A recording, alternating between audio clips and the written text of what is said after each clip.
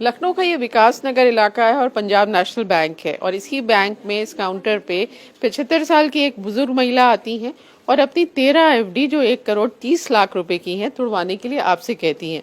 और आपको शक होता है, आप महिला से पूछती हैं कि एफडी क्यों तुड़वा रही हैं। वो सही जवाब नहीं दे पाती।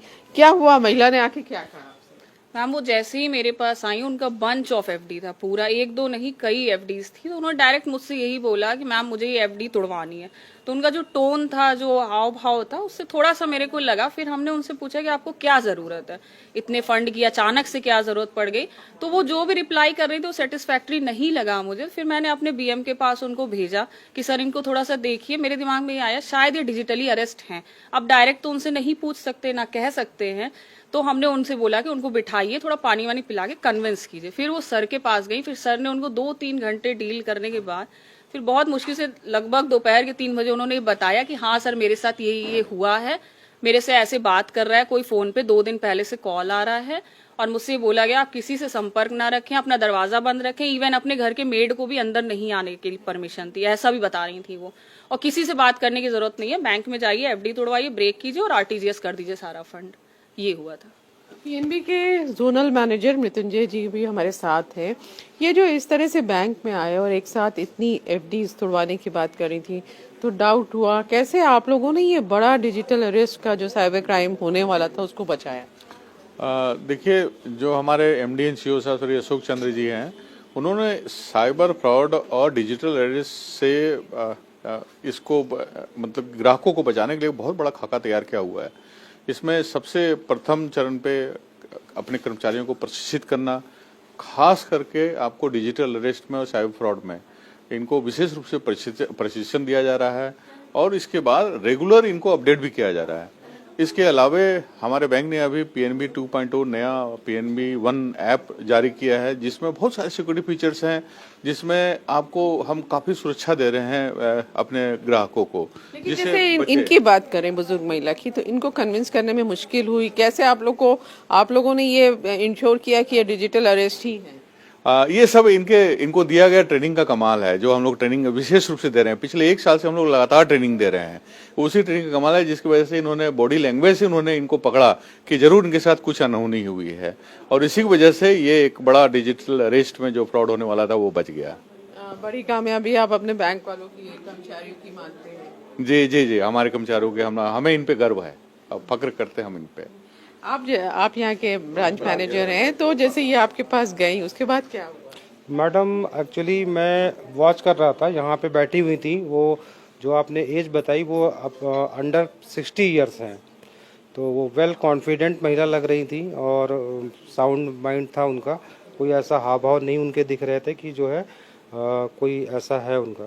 तो मैं यहाँ से गुजरा तो मेरे पास कुछ 2-3 कस्टमर बैठे हुए थे।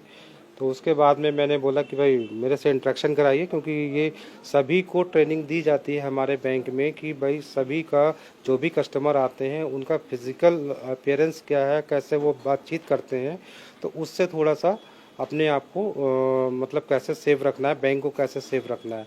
तो मैंने कहा मेरे से भी बातचीत कराएगा। अंकिता मैडम ने थोड़ा सा इसमें इंसेंटिव लिया, इनिशिएट किया और उन्होंने जो है मेरे पास भेजा, मुझे बताया भी कि ये कस्टमर पहले भी आती रही हैं, कभी इस तरह से इनका व्यवहार नहीं रहा है। तो मैंने उनको पूछा भाई क्या ज़रूरत पड़ गई अचानक इतनी एफडी जो है आप तोड़ रही हैं? तो उन्होंने बताया नहीं मुझे मेरे बेटे के खाते में भेजना है। हमने कहा ठीक है, मुझे बेटे से बात करा दीजिए और मैं बात कर लेता हूँ, हो सकता है कुछ मैं दूसरे तरह से उनकी मदद कर पाऊँगा। तो उन्होंने बात कराने से मना कर दिया कि नहीं मैं बात नहीं कराऊँगा, मुझे तो मेरा पैसा चाहिए ही चाहिए। फिर थोड़ा सा मुझे डाउट हुआ। उसके बाद हम लोगों ने डिस्कशन किया, सचिन जी हमारे यहाँ हैं, इनके साथ बैठ के डिस्कशन किया। तो इन्होंने भी कहा कि नहीं सर ये पहले भी आती रही, क्योंकि ये पुराने लोग हैं, मैं तो अभी यहाँ पे कुछ दिन पहले आया हूँ। तो इन्होंने भी बताया कि ऐसा व्यवहार कभी महिला का नहीं रहा है। तो हमने फिर आके उनको थोड़ा सा टाइम लेने के बाद हमने कहा ऐसे तो नहीं बताएंगी, और क्योंकि वो उतना थोड़ा सा वेल एजुकेटेड और साउंड माइंड में थी, तो ये कह पाना कि नहीं आपके साथ फ्रॉड हो रहा है, जबकि वो कह रही हैं कि हम बेटे को पैसा भेज रहे हैं, तो ये अचानक से उनको कहना कि आप डिजिटली अरेस्ट हैं, मुझे ठीक नहीं लग रहा था। फिर मैंने थोड़ा टाइम लेके उनको चाय कॉफ़ी ऑफ़र की। उन्होंने कॉफ़ी के लिए एक्सेप्टेंस दी, तो मैंने उनको कॉफ़ी पिलाई। उसके बाद में धीरे धीरे मैंने बोला कि ठीक है, मुझे जो आपने नंबर दिया है ये नंबर मुझे गलत लग रहा है। मैंने सिस्टम में भी डाल के देखा और डमी करके देखा कि ताकि जो है मैं इनको किसी तरह से ये विश्वास दिला पाऊँ कि हाँ मैं निकाल पाऊँ कि ये गलत खाता नंबर है। मैंने उनको बोला कि आपका ये अकाउंट नंबर गलत है, इसमें आप जो है मुझे व्हाट्सएप के द्वारा या तो चेकबुक आया होगा आपके पास या फिर मैसेज आया होगा, वो दिखा दीजिए मोबाइल में। उन्होंने मना कर दिया दिखाने से, फ़ोन एकदम से कि हम फ़ोन आपको नहीं दिखाएंगे। वो कह के बाहर चली गई। जब वो बाहर गई तो हमारे यहाँ सचिन ने जो है एक चतुर्थ श्रेणी कर्मचारी है, उसको पीछे भेजा। तो वो कोने में जाके चली गई। तो जाहिर सी बात है, सबकी अपनी प्राइवेसी होती है, तो एक सीमाएं हैं हम लोगों की। उनके पास तो नहीं गए, लेकिन दूर से ये वॉच किया कि हाँ वो कोने में जाके बात कर रही हैं, एक कॉर्नर में जाके। तो उसने आके मुझे बताया कि सर ऐसे ऐसे है। फिर वो रिजिड थी अपनी बात पे कि हमारा जो खाता है ये सही है। उसके बाद मैंने फिर वही किया कि नहीं, आपका खाता नंबर गलत है, मेरा सिस्टम शो नहीं कर रहा है। तब मैंने कहा आप अपना फ़ोन दिखाइए। फिर मैंने उनका फ़ोन लेके वो चीज़ देखी, तो वो व्हाट्सएप पे एक कॉल पड़ी हुई थी, वॉइस कॉल पड़ी हुई थी उनकी, और एक नाम भी जो जनरली नहीं होता है उस टाइप का नाम उस पर सेव था। तो फिर वहाँ पे एकदम कंफर्म हो गया मैं कि ये डिजिटली अरेस्ट है। फिर उनको मैंने बोला मैडम आप चिंता ना करें। और पहले तो मैंने कहा कि ये आपका इतना पैसा है, एक बड़ा अमाउंट था, तो हमने कहा कि आपका इतना पैसा है, अगर ये 5 मिनट में चला जाए तो आपके पास क्या बचेगा। तो उन्होंने बोला कि नहीं फिर तो कुछ नहीं है। हमने कहा आपके को पैसा जा रहा है, आप डिजिटली अरेस्ट हैं और आपका माइंड वॉश कर दिया गया है, आप जहाँ बैठी हैं यहाँ बिल्कुल सेफ़ है, आपको कोई दिक्कत नहीं होगी। मैं आपको जो है अभी पुलिस में बात करके और जो भी सुरक्षा होगी वो भी मुहैया कराई जाएगी प्रॉपर। अपने अधिकारियों से बात करके मैंने, जडएम सर हैं, यहाँ तक भी बात की गई, अपने अधिकारियों को सूचित किया। आपने पुलिस को बुलाया। पुलिस को बुलाया। तो ये महिला जो है ये 1-2 दिन नहीं 4 दिन तक डिजिटल अरेस्ट थी, और सिर्फ पीएनबी नहीं और भी बैंक के जो अकाउंट्स थे वो ठगों ने उनका अकाउंट नंबर ले लिया था और करीब 1.5 करोड़ रुपया ट्रांसफर करना था। इस तरह से डराया धमकाया जा रहा था कि आपका जो बेटा है, जो पहलगाम में टेरर अटैक हुआ है, जो दिल्ली में ब्लास्ट हुआ, उसमें पैसा ट्रांसफर किया है और अगर आप ये पैसा नहीं देंगी तो बेटे को मार दिया जाएगा। तो डर के ये महिला ने किया। तो देश में डिजिटल अरेस्ट के बहुत सारे मामले आते हैं, लेकिन एक ये बहुत कम ऐसे मामले होते हैं जिसमें 4 दिन डिजिटल अरेस्ट रहने के बाद भी महिला का 1.5 करोड़ रुपया बैंक वाले और पुलिस वालों की सूझबूझ से बच गया हो। हमारे साथ उषा शुक्ला जी हैं जिनको डिजिटल अरेस्ट किया ठगों ने। क्या हुआ, कैसे फोन आया, क्या हुआ? फोन आया कि भैया आपके हस्बैंड का नंबर था, फोन नंबर बताया उन्होंने, इस नंबर से आपका मनी लॉन्ड्रिंग हुई है 50 करोड़ की और ये हुई है, तो ये आपका। तो हमने कहा हमसे क्या मतलब, हस्बैंड की तो डेथ हो गई है और ये नंबर, कह नंबर तो है आपके पास, आप इस्तेमाल तो कर रही हैं। हमने कहा हाँ इस्तेमाल तो कर रहे हैं। तो कहने तो बस, तो फिर इसीलिए तो आपका इंक्वायरी करी जा रही है, सीबीआई की तरफ से हम बोल रहे हैं। तो हमें दहशत है सीबीआई से क्या मतलब। तो कह लें कि हमने कहा तो हमारे यहाँ को जब हस्बैंड नहीं है, नंबर खाली हम सुनते हैं, इससे कुछ करते थोड़ी हैं। तो उसने कहा नहीं आपको ये ऐसा नंबर दीजिए व्हाट्सअप हो। तो हमने कहा वो तो व्हाट्सअप दूसरे नंबर पे है, तो कह लें वो नंबर दीजिए, तो अब व्हाट्सअप से आपसे बात करेंगे। तब हमने व्हाट्सअप का नंबर दे दिया। अब उन्होंने अब दिखाया कि हम पुलिस वाले ही हैं, देखो पुलिस की वर्दी में थे वो लोग और 2 लोग थे। और उसके बाद कह लें कि हम लोग इंक्वायरी कर रहे हैं, फिर हम अपने बड़े साहब के पास जाएंगे, फिर सीबीआई वाले उनके पास जाएंगे। हमारे जो उनसे बड़े अफसर हैं उनके 2 लोगों ने तो ऐसे बात करी। फिर एक बार वो जो लेडी थी कोई, वो कह ले हम भी सीबीआई की इंक्वायरी कर रहे हैं। तो जब एक दूसरे के पास जाता था वो कहे अरे यहाँ बात करने के लिए क्यों लाए हो, इनको अरेस्ट करो, पुणे लेके आओ थाने में, और इनकी इंक्वायरी वहाँ करी जाएगी। तो वो कहता था नहीं ये बहुत सपोर्ट कर रही हैं, इसलिए घर से ही कर लेते हैं, फ़ोन से ही बात करके कर लेते हैं। तो भाई ठीक है, फिर वो ढीला पड़ गया। फिर वो हाँ कहाँ क्या है आपके पास, कहाँ पैसा है, क्या है क्या नहीं है। हमने कहा तो हमको भी नहीं मालूम कहाँ क्या है, कहाँ अकाउंट है, क्या है। तो हमने उसको बताया कि इतना पैसा यहाँ है, ये एफडी है, एफडी बताई हमने, एफडी है और इस बैंक में है। तो सब हमने लिखवा दिया था। तो उसने कहा था आज आप पीएनबी जाइए, वहाँ से एक बैंक का काम करिए, एक कोई एड्रेस दिया था कि भाई इसमें पता नहीं कौन सा फॉर्म था, उसमें भर के आप भेज दीजिए। तो हमने कहा तो फिर तो भेज के क्या होगा, कहने इंक्वायरी करने के बाद सारा पैसा आपके ट्रांसफर हो जाएगा आपके नाम फिर से 2-3 दिन बाद। तो हम बैंक इसीलिए गए थे कि भाई तोड़ दो। तो उन्होंने कहा सारा इकट्ठा क्यों तोड़वा रही हैं, हमने कहा बच्चों को देना है, उन लोगों ने यही कहा था कह देना बच्चों को देना इसलिए तोड़वा रहे हैं, हमने यही कहा। तो उन लोगों को शंका हो गई, तब उन्होंने धीरे से कहा कि बातचीत की, उन्होंने कहा ये एड्रेस गलत है जो आप दे रही हैं, ये एड्रेस गलत है। तो फिर हम बाहर आए, भाई उन्होंने कहा था बैंक के अंदर से फ़ोन मत करना, बाहर आके बात करना। तो हम बाहर आए, बात कर रहे थे कि भाई तो एड्रेस गलत बता रहे हैं, तुम जो सही एड्रेस हो वो बताओ। तो कहने सही एड्रेस वही है लेकिन तुमने हाथ से लिखा है, लो हम भेज देते हैं। दोबारा उन्होंने भेजा, फिर वही हमने बैंक मैनेजर को दिखाया कि भाई देखो ये एड्रेस है। तो उन्होंने कहा कि हाँ ठीक है एड्रेस, लेकिन फिर भी उनको हो गई शंका। तो उन्होंने कहा ऐसा है, आप फ़ोन तो दिया काट उन्होंने कहा ऐसा है, आप डरिए नहीं, और आप सही आपको कुछ किया डर रही हैं, आप डरिए नहीं, हम आपकी हेल्प करने के लिए बैठे हैं, आपकी हेल्प करेंगे, आप बताइए क्या। तो तब हमने उन्हें बताया कि भाई 11 तारीख से लेके अब तक 15 तारीख तक वो लोग रोज़ बात कर रहे थे, रोज़ कहते थे हर घंटे आप लिखिए I am safe, I am safe, I am safe, हर घंटे। सवेरे गुड मॉर्निंग लिखिए, जब सो के उठती हैं, रात को सोते समय आप गुड नाइट लिखिए, तो हमको पता लग जाए आप सो गए हैं। और फ़ोन अपना ऑन रखना, वीडियो कॉल चलती रहेगी। अच्छा, चल रही थी लगातार? हाँ लगातार चल रही थी। कहने आप चार्जिंग पे लगा के ऑन करके रखिए, हमें जब मर्जी होगी हम कर सकते हैं, वीडियो कॉल कर लेंगे। तो वो चार्ज रहा, लगा रहा। और किसी को बताना नहीं, अगर बताओगी तो उसकी जान की मुसीबत है, मतलब वो मारा जा सकता है। तो हमने अपने घर में किसी को बताया ही नहीं, न बच्चों को, न बहू को, न किसी को बताया ही नहीं, निकले नहीं बाहर। और घर से बाहर ने कहा भागवत हो रही, वहाँ जाना है, सुने तो कह रहे नहीं नहीं नहीं कहीं जाइएगा नहीं। तो ठीक है, बस यही था। नहीं तो क्या अब उन्होंने क्या कहा कि कुछ पैसा आतंकवाद जो ये पैसा नहीं मनी लॉन्ड्रिंग हुई है, और ये जो दिल्ली में जो केस हुआ है और कश्मीर में जो केस हुआ है, उसमें ये पैसा इस्तेमाल हुआ है, इस अकाउंट से पैसा इस्तेमाल हुआ है। और कैनरा बैंक में खोला गया है एक, और वहाँ हमने कहा हमारा कैनरा बैंक में कोई अकाउंट ही नहीं है। तो कह रहे नहीं नहीं उसी वहीं से उन लोगों ने किया है। तो आपको तो इंक्वायरी करनी पड़ेगी, आपकी इंक्वायरी करने के बाद सारा पैसा आपका वापस आ जाएगा। तो यही कैसे दिखते थे, क्या पीछे सीबीआई वगैरह लिखा था? हाँ बिल्कुल पुलिस की वर्दी में थे, कैप लगाए हुए थे। और लेडी को भी एक बार एक झलक दिखाई थी, उसके बाद फिर फोटो उनकी नहीं आती थी, हमारी दिखाई पड़ती थी। तो बहुत ज्यादा डर गई आप? अरे रोज अब हमें दहशत तो थी कि भैया किसी को बताएंगे और किसी के हाथ में फोन ना जाने पाए। तो तभी बैंक वालों ने जब फोन लिया कि दिखाया, तो हम पास में चले गए, इसमें और कुछ ना देख पाए, तो तभी उनको और शंका हो गई।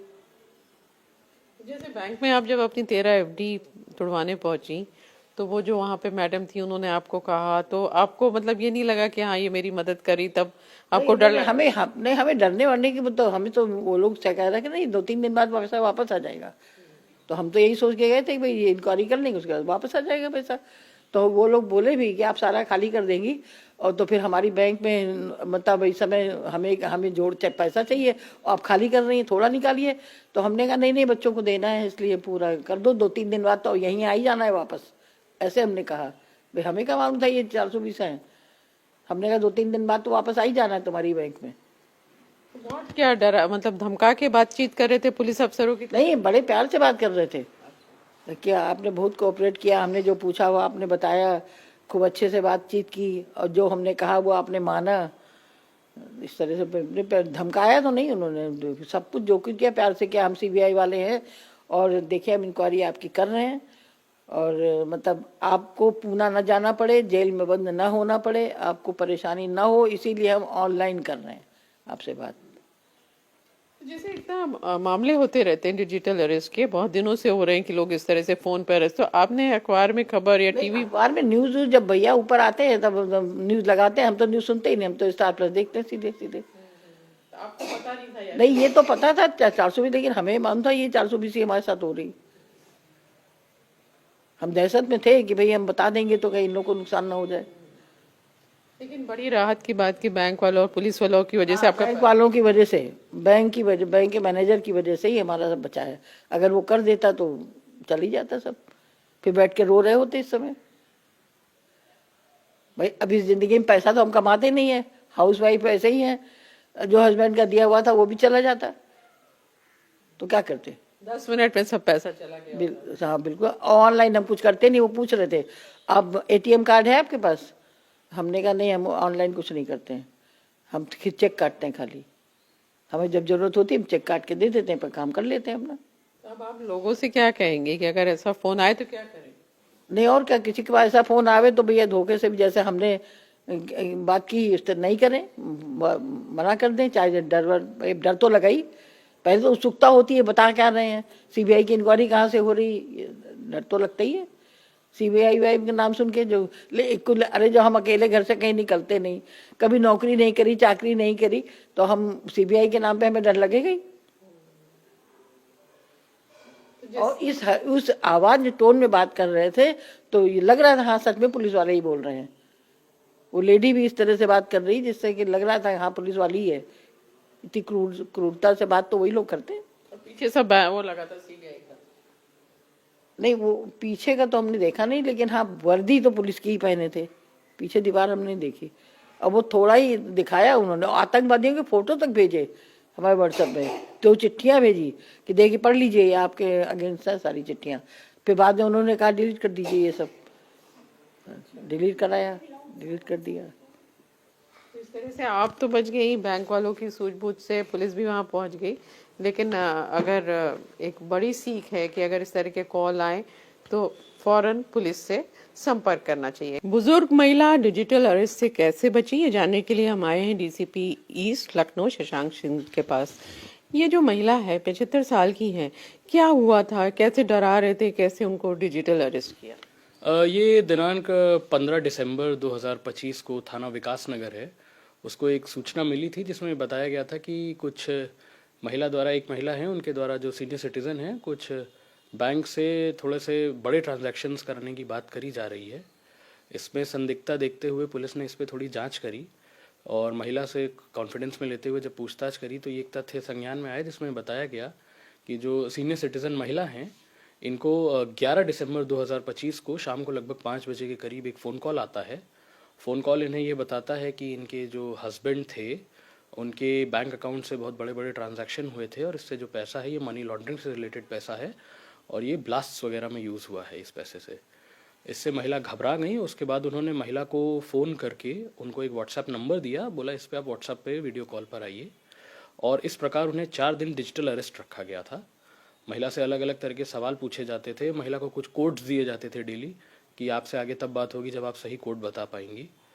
इस तरह महिला काफ़ी दिन परेशान रही और अंत में महिला से ये बोला गया कि आप कुछ अमाउंट जो है इतना पैसा आरटीजीएस कर दीजिए, बैंक अकाउंट्स दिए। जिसके क्रम में महिला द्वारा अपने बैंक अकाउंट्स के जो पैसे थे और उनकी एक एफडी थी जो अराउंड टोटल अमाउंट 1.5 करोड़ के करीब हो रहा था, उसको प्रोसेस कराने के लिए महिला बैंक में गई थी, जहाँ पे जब ये चीज़ संदिग्ध लगी तो उस पर पुलिस को जानकारी दी गई। पुलिस ने तत्काल इसमें अपनी तरफ से कार्रवाई करते हुए जो भी महिला से 1930 एनसीआरपी पोर्टल हैं उन पर कंप्लेन कराई गई हैं और कंप्लेन को हमारा जो लोकल साइबर सेल था उसने तुरंत एड्रेस किया।